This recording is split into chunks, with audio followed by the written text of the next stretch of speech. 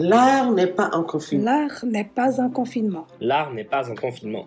Non, l'art n'est pas en confinement. La preuve, le Centre des arts de la Maison d'Haïti innove en créant Kujai. Kujai. Kujai. Kujai.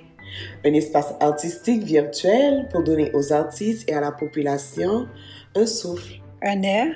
Un lieu artistique et culturel, bref, un espace essentiel à notre vie. Kujai est une célébration. Célébration. Célébration. Merci à tous les artistes qui ont répondu à l'appel et tenté l'expérience avec nous. Chaque jeudi à 19h. Surveillez notre programmation en ligne chaque jeudi à 19h. C'est donc un rendez-vous. L'art n'est pas en confinement. L'art peut nous aider à vivre le confinement. Kujai.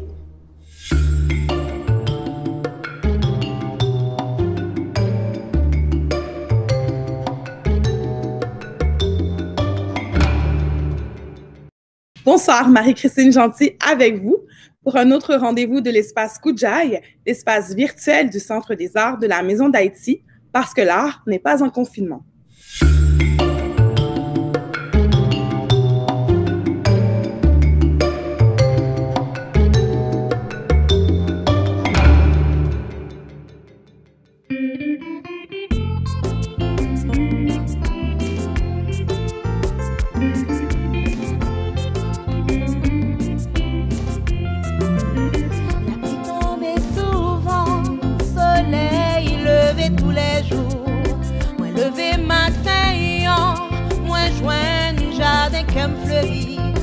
Former un joli bouquet des plus jolies fleurs du jardin, la rose et le muguet, fleurs soleil, chevalier de nuit, la rose et le muguet, fleurs soleil, chevalier de nuit.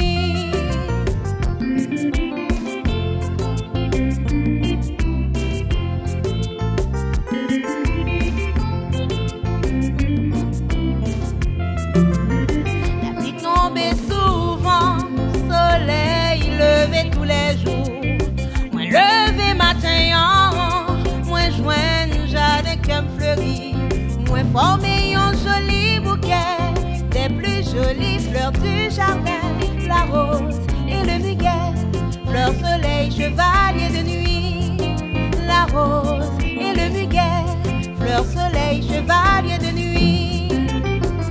C'est pour Marie-Jocelyne, jardin qu'un fleuri joli, parce que amour lit fait la pluie tomber de temps en temps, et sincérité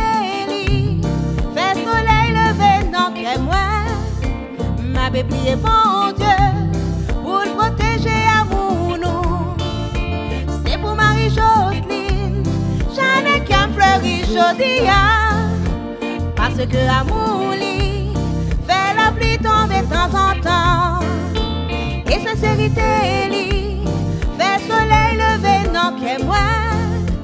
Ma bébé est bon Dieu pour le protéger à nous.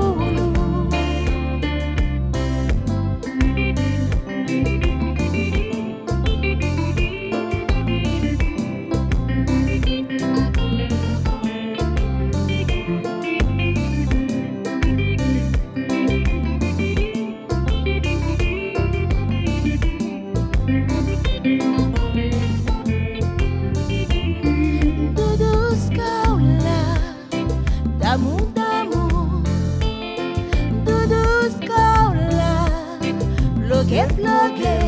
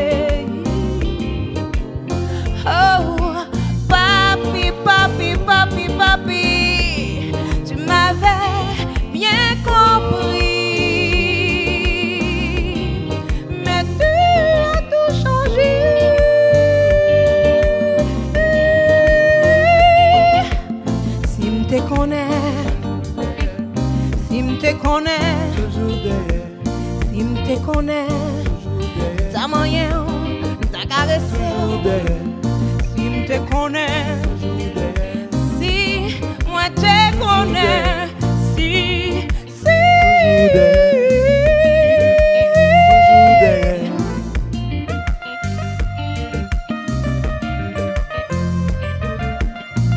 Jusqu'à présent, est-ce que ça va?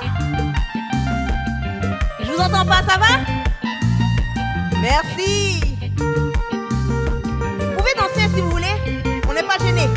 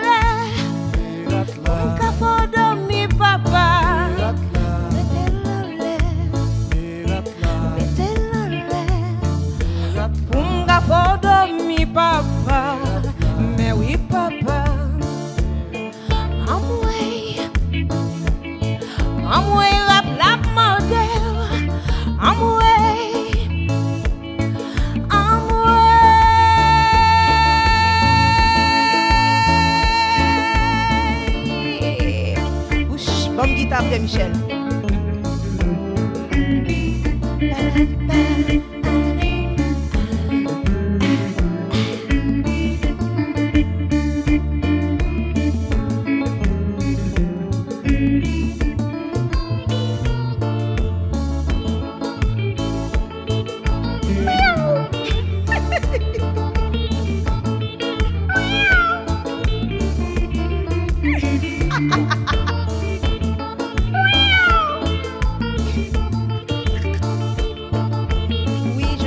Ordonné en effet. Yes.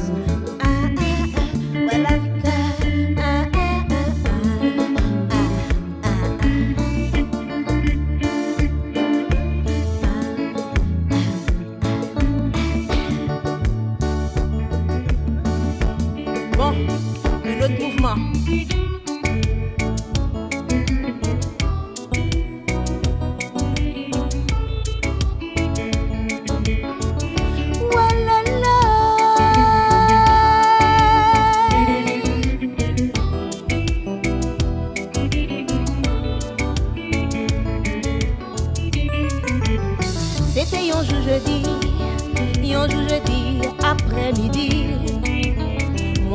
sans distraction, moins des centimes que sans position.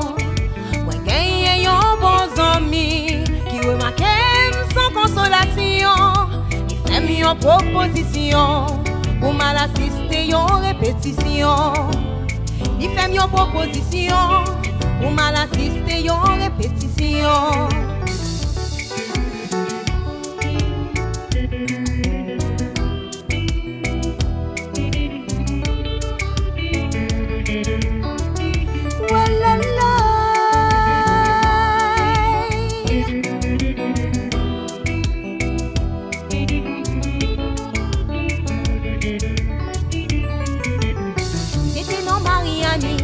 Ensemble c'est les qui t'a répété. Malgré m'te sous les nerfs, m'rivé m'sentir soulagé. Après un bon moment passé, y'a un vent qui t'a éventé.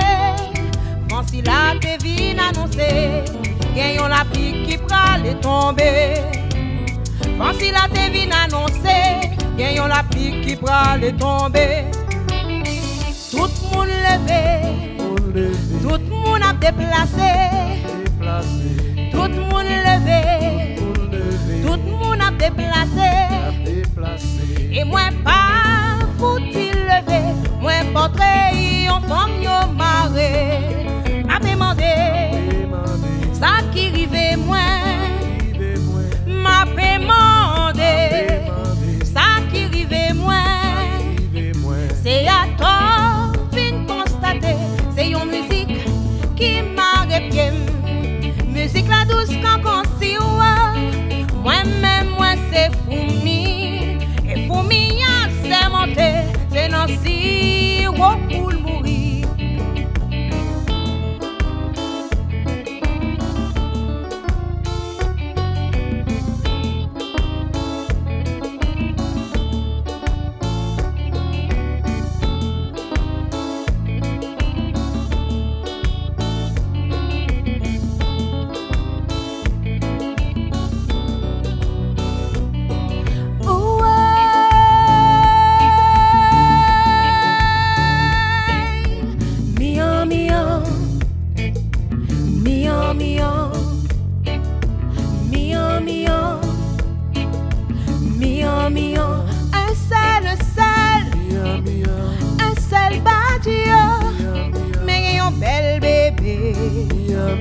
Qui demande pour vous, maman, maman, ou à pas l'argent, ou à pas le manger, ou à faire l'aller.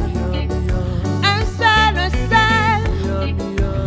seul badiou, mais un vieux grand monde qui demande pour vous, maman, maman, maman, maman, c'est lui-même, ou à faire monter, ou n'a le caresser.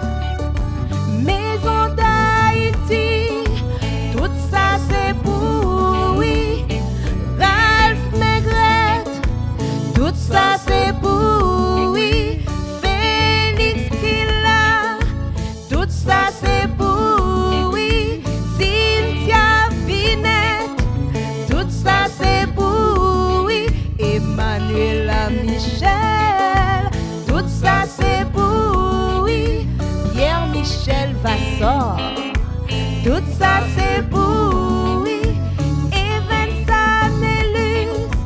Tout ça c'est pour oui, madame, pour vous. Tout ça c'est pour oui, Mélissa. Gresso. Ha! Tout ça c'est pour lui, oui, c'est pour moi. Si les bon, allons bon bouillon. Si les bon, allons bon bouillon. Si les bon, si les bon, si les bon, si les bon, si les bon, si les bon, si les bon, si les bon, si les bon.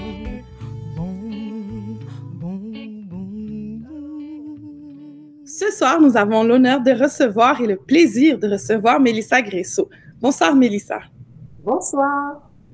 Merci d'être avec nous. Dans le fond, Mélissa, on s'est croisés, comme on se disait avant l'entrevue, mais on se connaît pas, profondément nécessairement. Puis je sais pas quand est-ce que tu as commencé à chanter. Donc, ce sera une occasion pour moi aujourd'hui d'en apprendre un peu plus sur toi. D'accord. Donc, ma première question, c'est une question quand même assez simple pour les invités à la maison, les auditeurs et auditrices à la maison. Pourrais-tu nous parler justement de ton parcours? Qu'est-ce qui t'a amené à chanter? C'est une longue histoire que je vais faire ça court. En fait, j'ai toujours aimé chanter, même si à la base, j'avais pas la voix pour le faire. J'ai commencé à chanter à l'âge de 9 ans. À l'église, en fait, dans une chorale religieuse. Puis, je me plais à dire que de toutes mes camarades, mes copines, c'est moi qui étais, on va dire, la dernière de classe en termes de voix. C'est la dernière qu'on va choisir pour les solos. C'est la dernière parce que ma voix était différente. Ma mère me disait que je chantais comme Claude Barzotti. Et puis, tandis que mes amis avaient une voix beaucoup plus angélique. Alors, mais la force que j'avais, c'était que je voulais absolument chanter parce que j'aimais ça. Puis je m'étais dit, même du haut de mes 9 ans, que même si j'ai pas une belle voix, Dieu m'entendra quand même. Je vais chanter assez fort pour qu'il m'entende. Donc, j'ai parcouru le chant religieux, le chant folklorique. C'est ma mère qui me l'a montré. Ma mère est d'origine haïtienne. Et puis, elle ne manquait pas l'occasion de chanter à la maison, de nous faire entendre aussi des cassettes. À l'époque, il y avait des cassettes qui venaient du pays. Ensuite, j'étais à l'école Joseph-François Perrault, une école à vocation musicale classique. J'ai fait de la flûte traversière. J'ai fait du chant classique aussi durant l'adolescence. Et puis, toujours du chant religieux, du chant classique, etc., etc.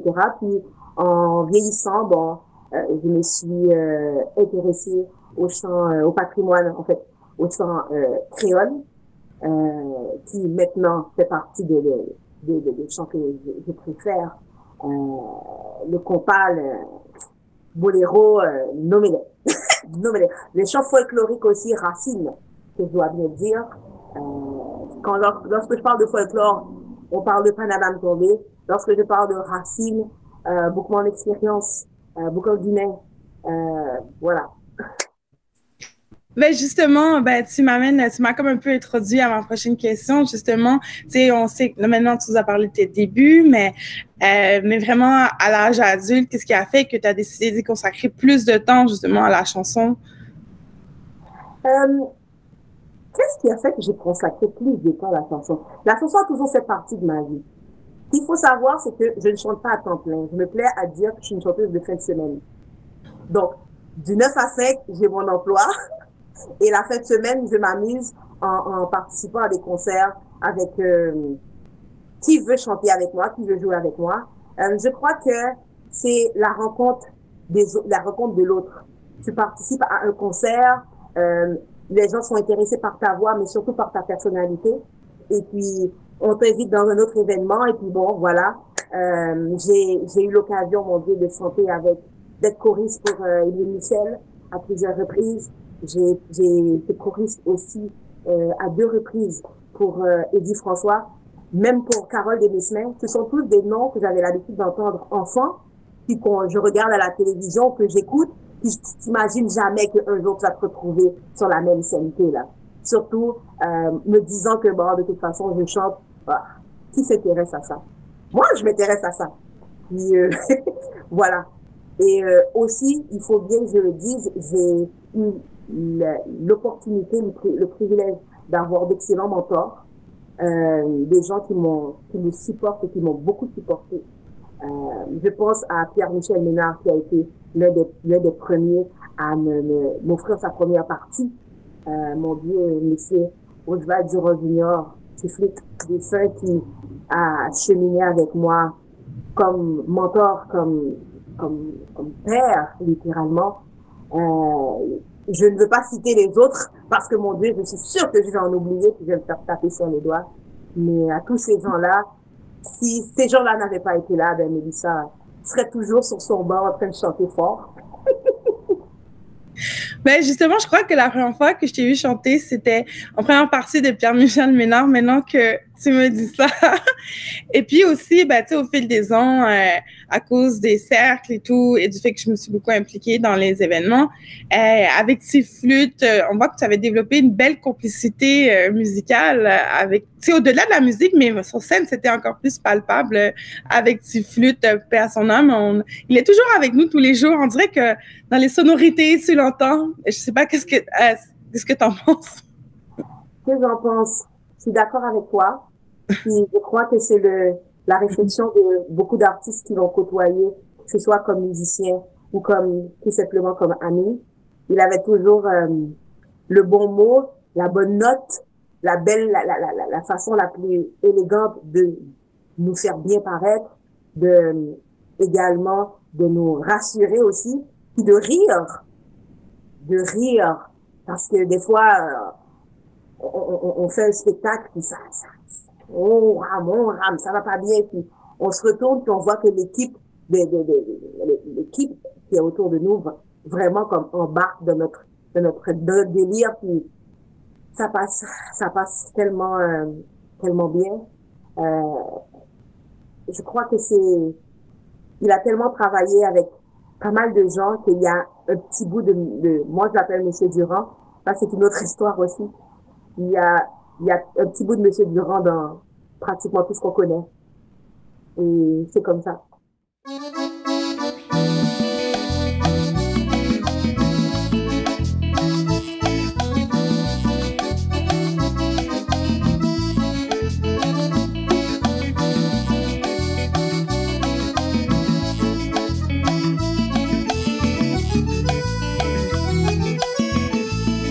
Camionnette chérie, mène-moi douce, bien douce.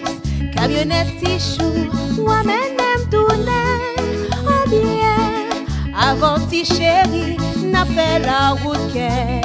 Papa, si voyager bien, ma bonne en bouquet. Flowers, camionnette confiance moi le vite moins content, moi doucement m'arriver. Ma cabiche à nos pieds, camionnette confiance moi, alors douce rouler, camionnette chérie, toute la vie non même, ah c'est la vérité.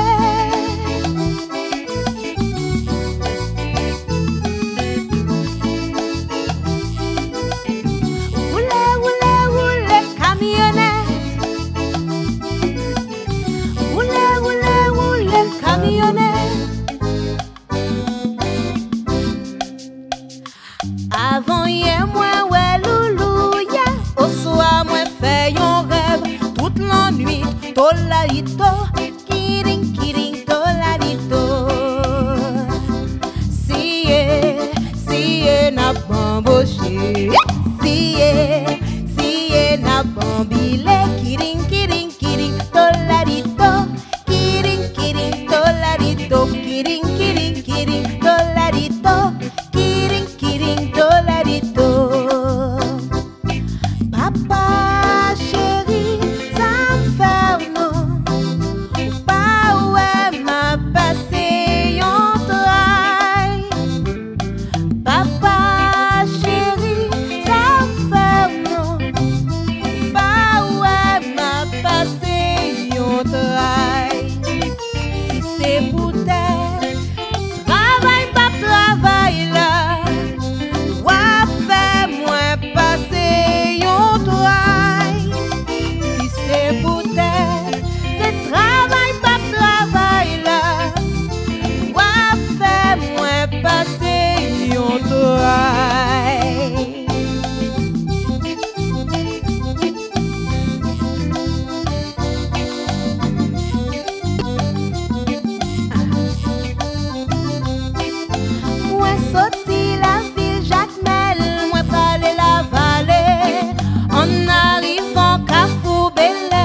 Panama m'tombé.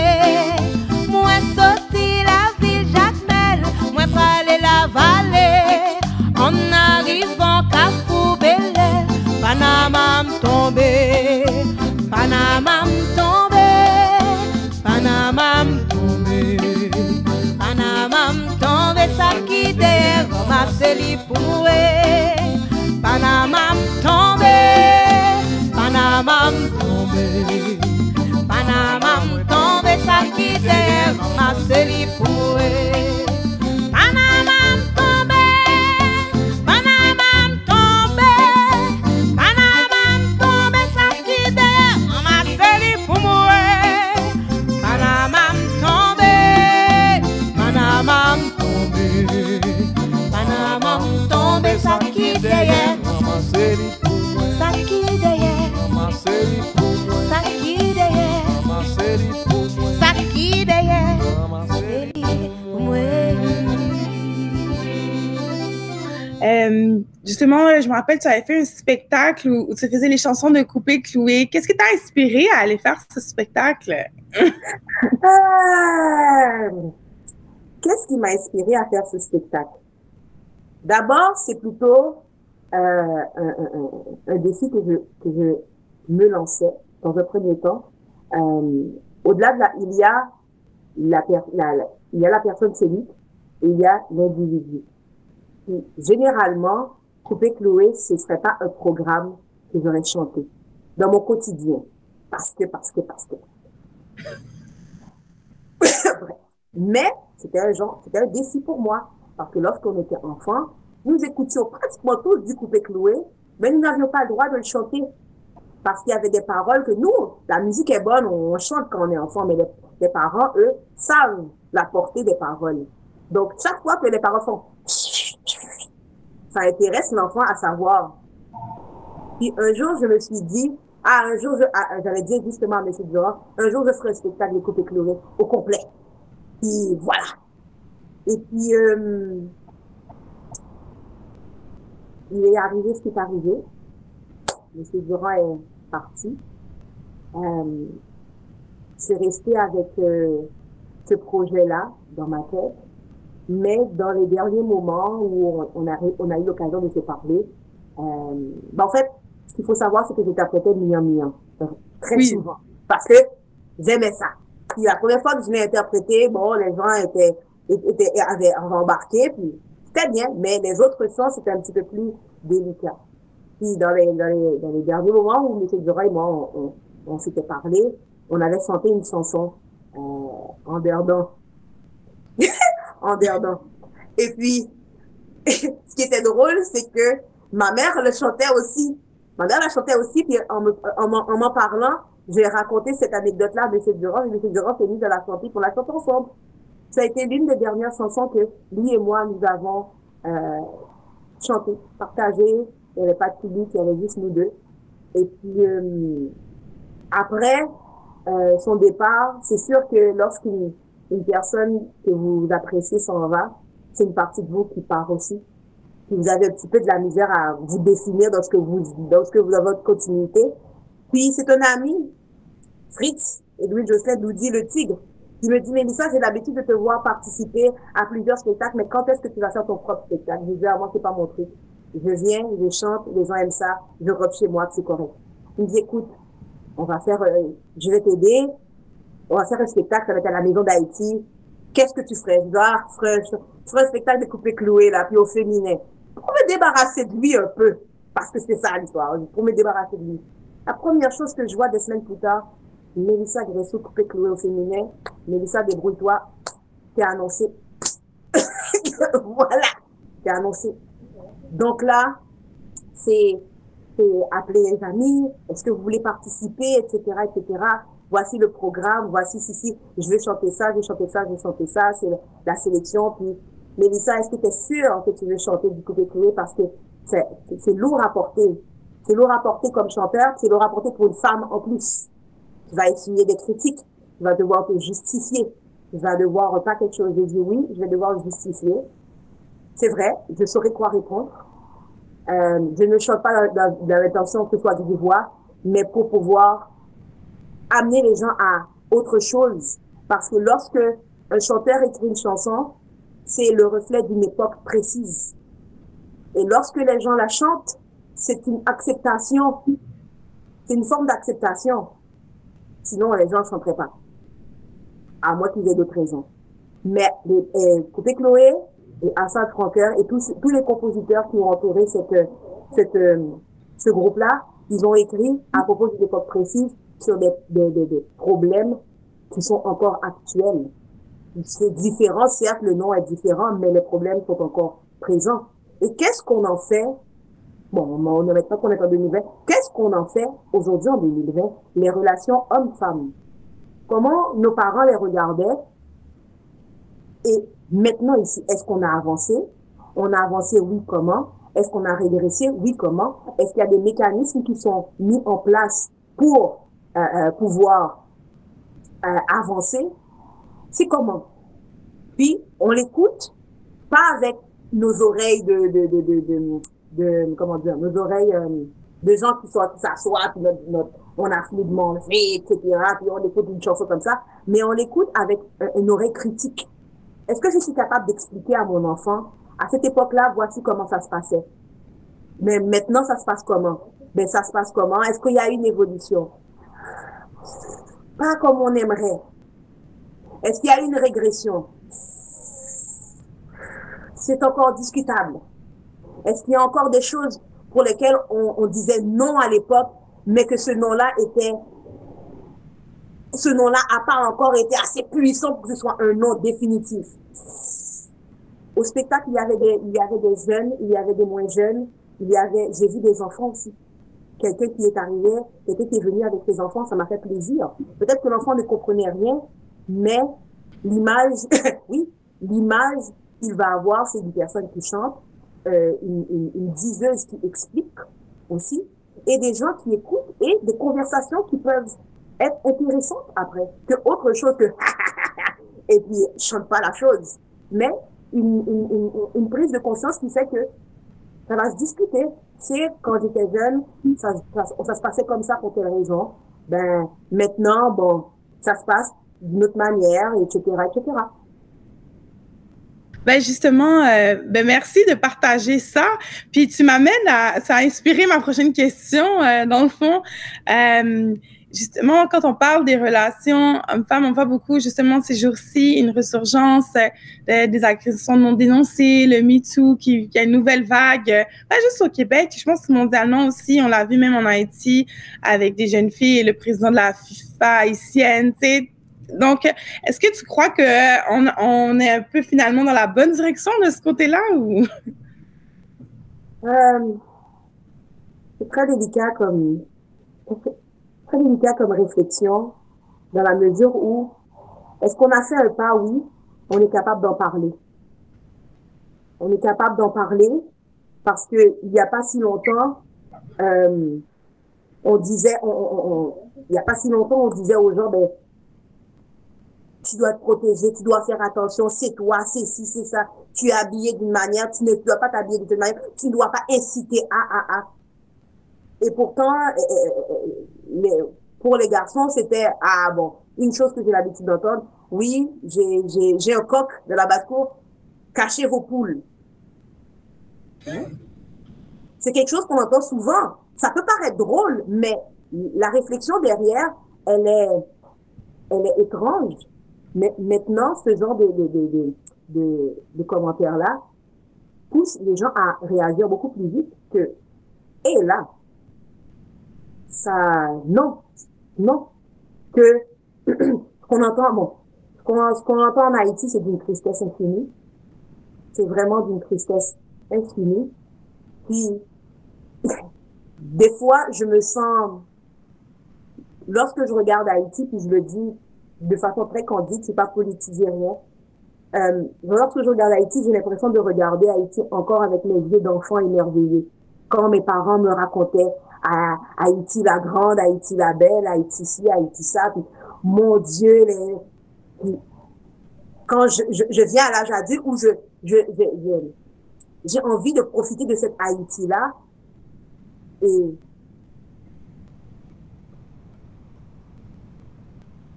Puis, pourtant, la chose la plus simple, c'est de protéger ses enfants. C'est la chose la plus simple à faire de mon point de vue, c'est cette volonté que un peuple a de vouloir protéger ses enfants, de vouloir protéger les siens. Est-ce que on a fait un pas? Oui, comparé à nos parents, on peut en parler. On peut revendiquer, on peut dénoncer, on peut mettre des noms, on peut mettre des visages sur les noms des agresseurs, peu importe qui ils sont, que ce soit hommes ou femmes, parce qu'il y a des dames qui agressent aussi. Est-ce que ça s'est rendu au point où on devrait?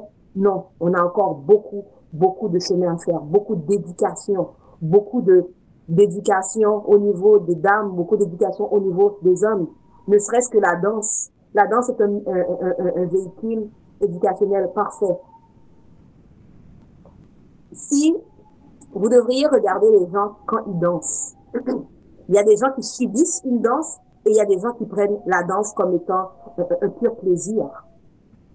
Ça indique beaucoup sur les rapports hommes-femmes. C'est sûr que bon, il y a certaines danses qui sont dirigées, etc., mais lorsque tu es en confiance, tu vas avoir confiance en ton partenaire. Mais lorsque la personne elle te force à danser une danse que tu ne veux pas, c'est sûr que tu es crispé. Et c'est sûr que la prochaine personne qui va te demander, Madame, voulez-vous danser? Tu vas faire non. Et une danse bien exécutée, la personne ne va pas chercher à tirer les avantages qu'il ne devrait pas. Oui, ben, effectivement, tu sais, on a eu justement dans les agresseurs dénoncés certains professeurs de danse, de Kizomba notamment, hein, malheureusement. Mais ça m'amène à une autre question qui touche beaucoup l'actualité. Tu sais, tu chantes beaucoup de chansons qui ont de la spiritualité ou qui viennent des racines, du folklore et tout, qui sont très ancrées dans l'identité haïtienne et l'identité noire. Justement, avec le Black Lives Matter, le racisme systémique, comme artiste, comment tu sens que, comme citoyenne, comment tu sens que tu peux faire ta part dans tout ça? Écrire. Écrire sa propre histoire. On dit souvent que l'histoire est écrite par les vainqueurs. Ça arrive souvent. L'histoire est écrite par les vainqueurs. Puis les vainqueurs corrigent beaucoup de choses pour que ça leur avantage, bien entendu. Si on n'écrit pas notre propre histoire, on ne revendique pas notre propre histoire, quelqu'un d'autre écrira à notre place, que ça nous plaise ou non. Alors, on a le choix. Soit on prend notre crayon, on prend notre porte-voix, on prend ce qu'on a. Ça peut être des contes, ça peut être des histoires racontées aux enfants. Ne serait-ce que de créer une histoire que tu racontes à ton enfant. Ben, c'est l'histoire, l'héroïne est afro-américaine, afro-canadienne, peu importe. Elle a des cheveux crépus. Elle porte ci, elle porte ça. Le contexte va se passer peu importe n'importe où, mais créer, c'est extrêmement important. C'est important. Parce que sinon, quelqu'un va le faire à notre place. Puis, dans plusieurs années, l'histoire étant ce qu'elle est, des fois on oublie la vérité, puis c'est ce qui est falsifié qui reste. Eh bien oui, c'est ça. Nous sommes rendus à notre dernier chouchou, comme on dit. Toute vérité n'est pas bonne à dire, mais bon, quelquefois, certaines vérités doivent être dites pour être bien comprises. Et pas vrai, Manuela. Nous n'avons pas le choix. Faut nous dire bye, Jean-Yves. Vérité, oh, m'a cherché côté où y est, oh, ou caché, oh, moi pas joindre côté où serré. Au contraire, oh, en mousquet en la terre, c'est mon tigo, tout partout moi cap courir. Tout le monde,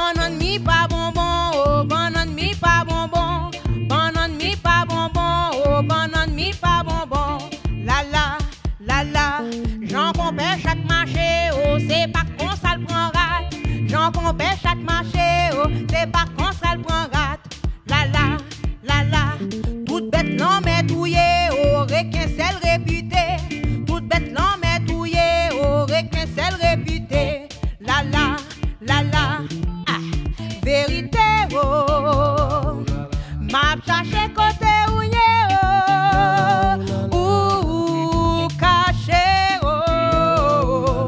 Moi pas joindre côté où serré oh contre oh.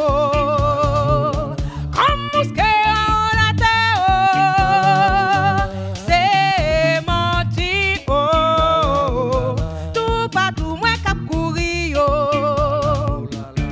Banan mi pas bonbon, banan mi pas bonbon, banan mi pas bonbon, oh banan mi pas bonbon. La la, la la, bonjour pas tirer mais, oh bonjour pas tirer mais, bonjour pas tirer mais, oh bonjour pas tirer mais. La la, la la, bande à pas dilonner, oh bande à pas dilonner, bande à pas dilonner, oh bande à pas dilonner. La la, la la. Vérité oh, m'a cherché côté où yé oh, ou caché oh, moi pas joindre côté où serré oh, contre oh, comme mousquet en la terre oh, c'est menti oh, tout partout moi cap courir oh. Sakande dans kayam yo c'est couteau qui connaît. Sakande dans kayam yo c'est couteau qui connaît. La la, la la. Hypocrite c'est l'usage, oh hypocrite c'est l'usage. Hypocrite c'est l'usage, oh hypocrite c'est l'usage. Hypocrite c'est l'usage. Non, c'est pas vrai. Evans, vérité, oh la la, m'a cherché côté où yé oh, ou caché oh, moi pas joindre côté où serré oh, contre oh, comme mousquet en la terre